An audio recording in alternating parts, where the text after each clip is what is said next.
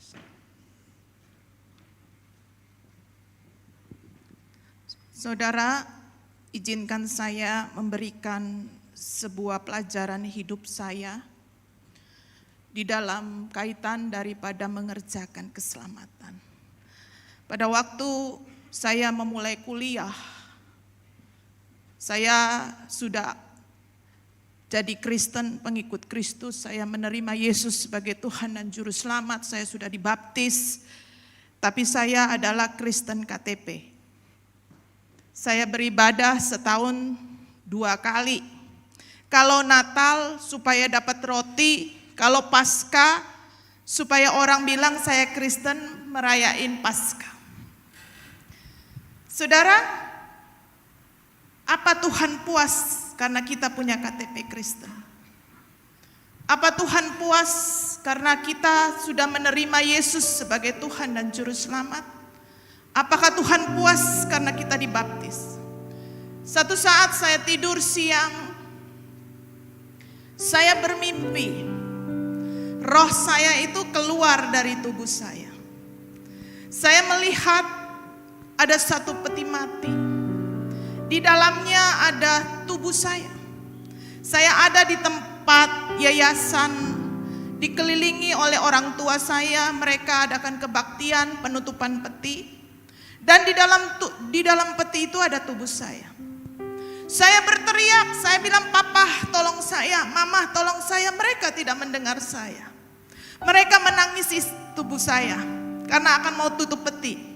Kemudian roh saya itu mulai ngangkat naik. Saya tahu saya dibawa naik. Saya mulai naik. Saya berteriak, tidak ada satupun yang dengar. Dan saya naik ke awan-awan, menembus awan yang gelap. Saya tidak tahu tubuh saya terbang begitu saja. Tetapi dalam satu peristiwa, saya tiba-tiba ada di dalam satu helikopter. Saya tidak tahu helikopter itu tidak berpenghuni karena tidak wajahnya, drivernya, pilotnya itu tidak kelihatan. Saya mendengar suara baling-baling helikopter. Ya. Saya di dalam tent, saya hanya sendiri dan saya dibawa melewati satu laut yang tidak bertepi. Dari ujung utara, timur, barat, selatan tidak ada batasnya. Laut itu begitu biru. Saya noleh ke kiri, saya noleh ke kanan. Saya bilang tidak ada gunung, tidak ada pohon. Ini laut yang begitu dalam. Helikopter itu terbang begitu rendah. Dan satu peristiwa berikutnya, saya dilempar oleh helikopter itu di satu padang rumput yang hijau. Padang rumput tidak ada pohonnya, semua hijau, sangat segar. Padang rumput yang sangat luas, yang saya tidak dari ujung utara, timur, barat, selatan tidak ada tepinya.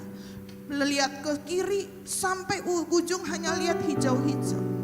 Ke kanan juga demikian, ke belakang juga demikian, ke utara juga demikian. Saudara, kemudian saya masuk lagi di satu step, saya melihat satu terowongan yang panjang. Terowongan itu terowongan gelap, tapi di depan itu ada satu titik terang. Saya masuk ke situ. Apa yang terjadi, kekasih Tuhan?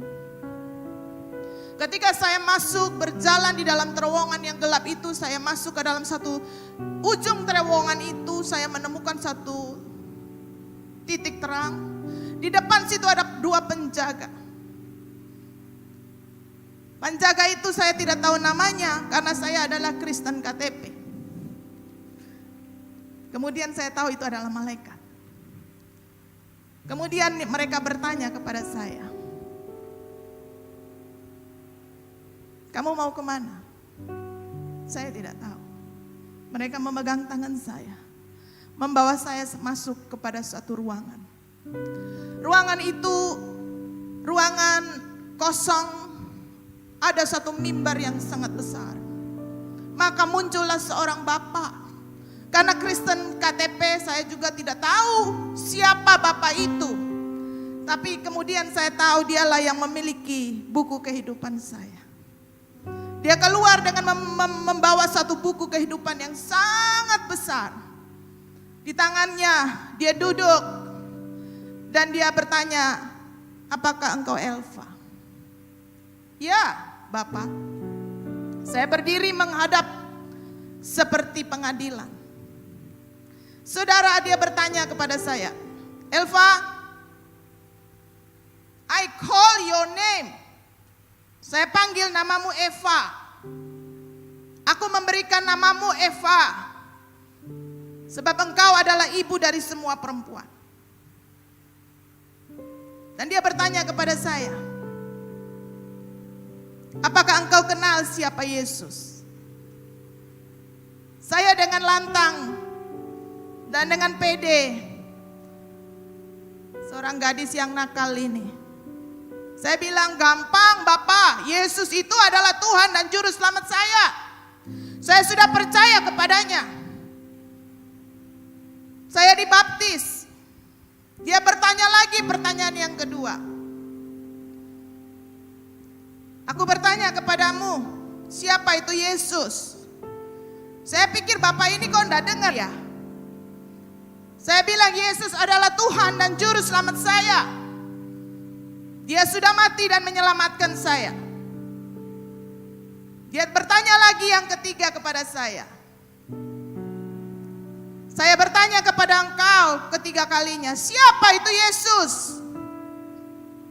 Saudara, dalam hati saya, Bapak ini kok enggak ngerti-ngerti sih. Saya kan bilang Yesus Kristus adalah Tuhan dan Juru Selamat saya. Saya sudah percaya dan dibaptis. Dengan mendengar jawaban saya, Bapak itu bertanya kepada saya. Saya ingin bertanya kepada engkau, apa yang kau kerjakan selama kamu hidup untuk Yesusmu yang sudah mati begini? Saudara, si gadis nakal Elva ini yang datang menghadap Tuhan dengan begitu pede, kepalanya hanya tertunduk. Saya tidak bisa menjawab apa-apa. Dia bertanya lagi kedua, Elva, aku tanya engkau, apa yang kau kerjakan buat Yesus selama engkau hidup? Saya tidak bisa menjawab. Kepala saya hanya tertunduk, malu dan takut. Dia lagi bertanya kepada saya yang ketiga kalinya, Elva, pertanyaan terakhir buat engkau, apa yang kau kerjakan buat Yesus selama engkau hidup? Kepala saya hanya tertunduk. Saya tidak bisa menjawab apa-apa. Dan Bapak itu berkata, pengawal, bawa dia. Saudara, ketika saya mengangkat kepala saya, di sisi kanan Bapak itu mimbar, ada gate yang tulisnya surga. Di sisi kiri dari Bapak itu ada gate yang ada tulisannya neraka. Ketika saya mengangkat kepala itu, ada dua pengawal di masing-masing pintu. Yang bergerak adalah pintu neraka. Saya begitu takut sampai saya tersungkur jatuh di bawah. Pengawal itu bergerak dan menyeret saya dalam keadaan saya duduk. Dia seret saya bawa kepada pintu yang namanya neraka.